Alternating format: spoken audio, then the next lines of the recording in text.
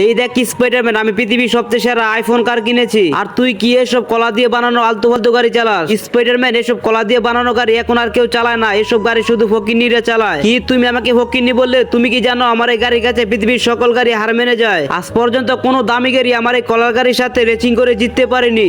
Spiderman, তাহলে চলো আজকে তোমার কলার গাড়ির সাথে আমার আইফোন গাড়ির রেচিং হবে, আর যে এই রেচিং এ জিততে পারবে তার গাড়িটি হবে সবচেয়ে সেরা গাড়ি। ঠিক আছে আয়রন ম্যান, তাহলে চলো আজকের রেচিং শুরু করা যাক। আয়রন ম্যান, রেচিংটা এখান থেকে শুরু হবে। যে সবার আগে এখানে আসতে পারবে তার গাড়িটি হবে পৃথিবীর সবচেয়ে সেরা গাড়ি। হ্যালো বন্ধুরা, আজকে আয়রন ম্যানের আইফোন গাড়ির সাথে রেচিং হচ্ছে। তোমরা কি করছো? স্পাইডারম্যানকে যারা ভালোবাসো এখন এই ভিডিওটিতে লাইক করে চ্যানেলটি সাবস্ক্রাইব করে দাও। স্পাইডারম্যান, চলো দাঁড়িয়ে না থাকে রেচিং শুরু করা যাক। Ready, 1 2 3 broom.